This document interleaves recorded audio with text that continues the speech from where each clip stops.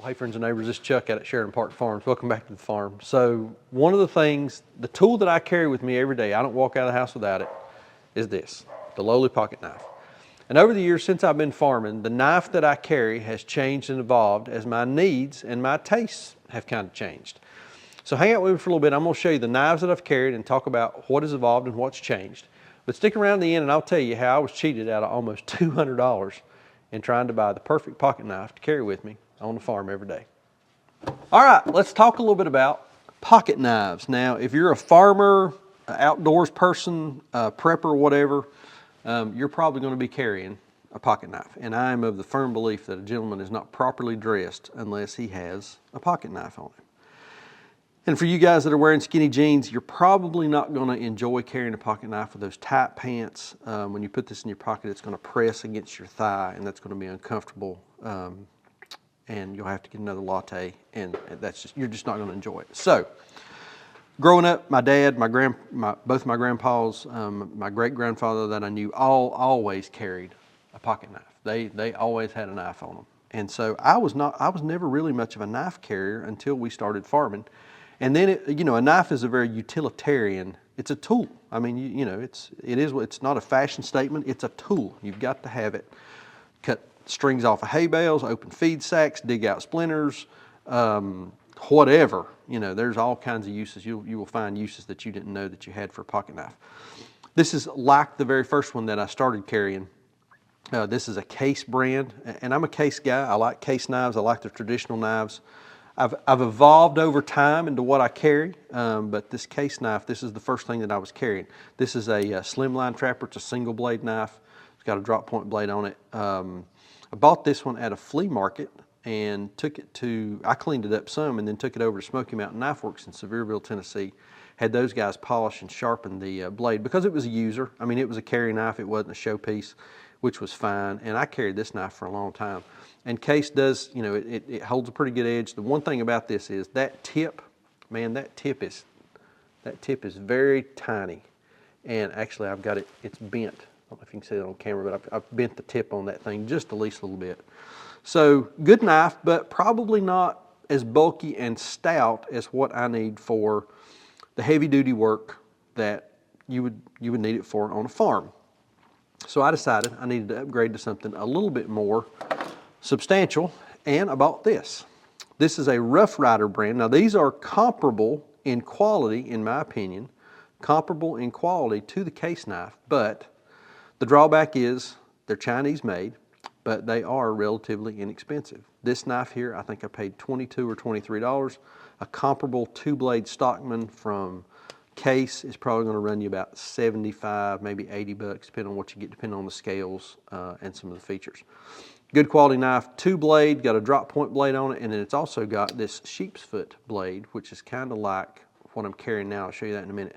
But this is the Rough Rider knife. I'm sure that's plastic, but it does have a bit of a bone look. This was a great knife. I carried this, daily for a couple of years. Held an edge pretty good. I've sharpened it a couple of times, and still, it's kind of sharp. It needs touching up a little bit. But Rough Rider, that was the next knife that I was carrying. Well, both of these, the Case and the Rough Rider, these are pretty traditional style knives, and I decided, it's time to join the new millennium. Time to get kind of step up to sort of what's in style now. So I was watching the Smoky Mountain Knife Works YouTube channel one night, and they were featuring some different brands that they carry, and they were talking about these. And these are a brand called Honey Badger, made in South America. Really, really good little knife. Got two of them. This is the first one that I bought. This is the small drop point with just a brown plastic scale. It's got a pocket clip on it. By the way, pocket clips, I put the knives in my pocket. I don't clip them on. I think that's a good way to lose them. They get caught on stuff and they'll pull it out of your pocket and that sort of thing. But this was the first one that I bought. Liked it so good. Went and bought another one, which is a little bit more, a different style blade, a reverse Tonto blade versus the drop point. And both of these are good knives. I ended up carrying this brown one, gosh, 3 or 4 years. I carried that thing every day. And part of what I was trying to prove to myself was that yes, I could carry a knife daily without losing it. And I'll be honest with y'all, I do not walk out of the house. I don't leave the house without having a pocket knife on me of some kind. So bought the Honey Badger, really liked it, liked the style, a little more modern knife, single blade knife, and decided that it was time to upgrade. Now these knives here, I think they're, $39, $40, $44, somewhere in that neighborhood.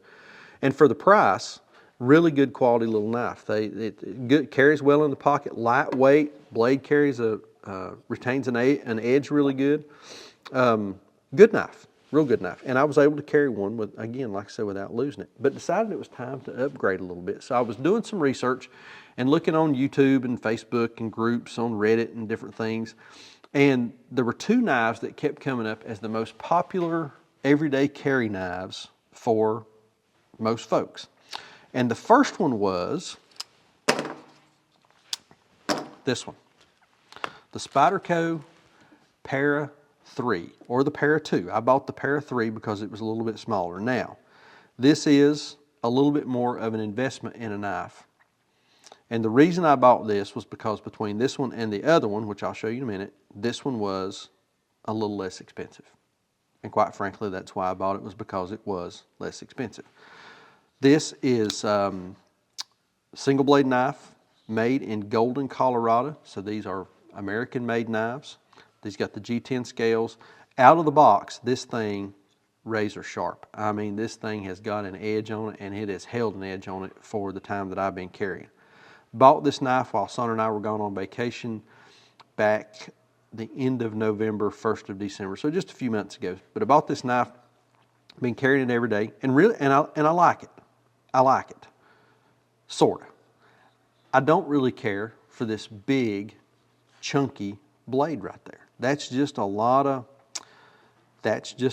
mass, and quite frankly, I just don't care for it. Good knife. I mean, I'm proud of the knife, but it's just not something that I enjoy carrying every day.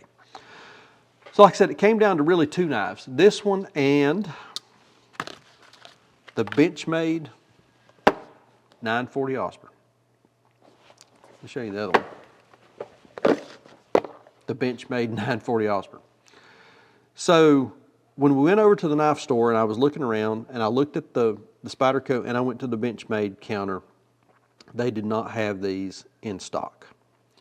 So that was another reason why I ended up going with the Spyderco. Was it was something I could go ahead and buy then? It was a little bit cheaper. Yeah, I mean, it kind of checked all the boxes. Got home, kept watching YouTube videos about knives, and just got convinced that, no man, you need the Benchmade 940 Osprey. So, looked at some different knife dealers and went to YouTube. Gosh almighty, y'all. I went to eBay.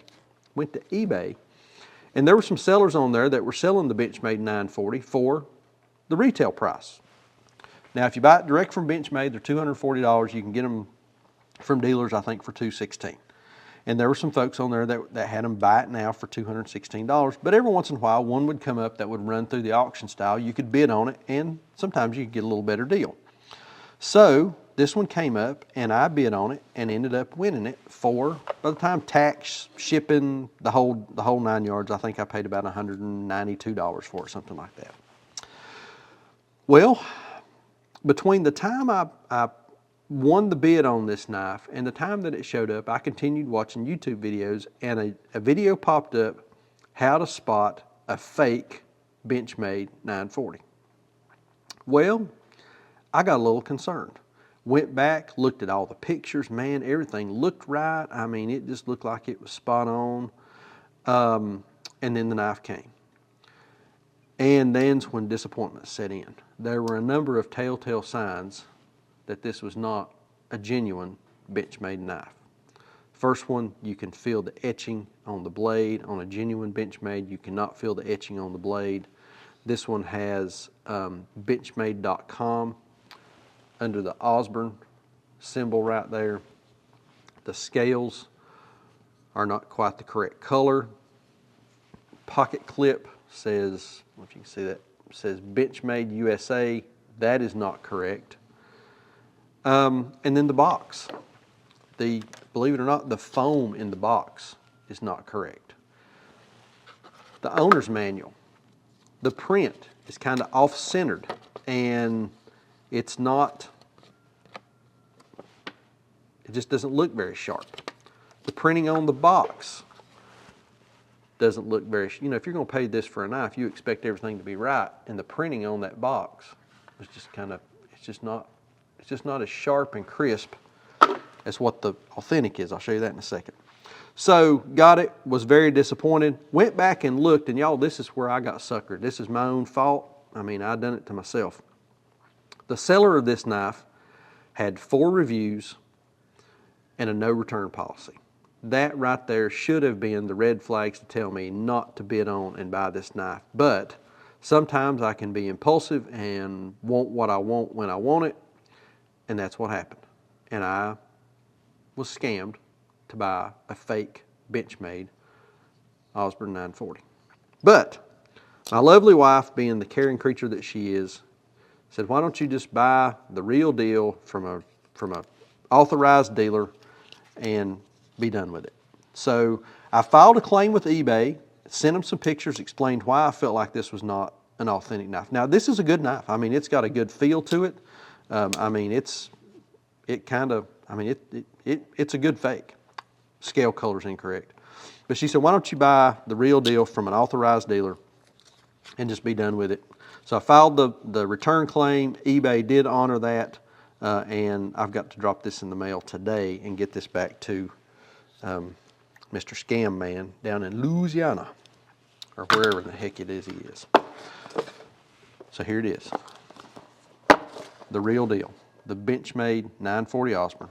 Print on the box, much clearer. Color of the box is actually different. You can see this is the color of the box. The authentic one is a little darker blue. The foam inside the box is correct. See, this is just laying in there. This one's kind of got a little indentation that it sits in. The owner's manual, the colors, the printing is much better, and actually it's bigger. The sheet is bigger. So anyway, but the knife itself, y'all, this is what I was looking for. This is a high quality everyday carry knife. Now, this was designed by a fellow by the name of Warren Osborne. Mr. Osborne was a rancher, I think in maybe Australia, who designed this knife and designed a knife that was very utilitarian for the work that he was doing, very similar to what we do here. Scales on it, the color is different. It does have a different feel. The texture is a little bit different on this knife.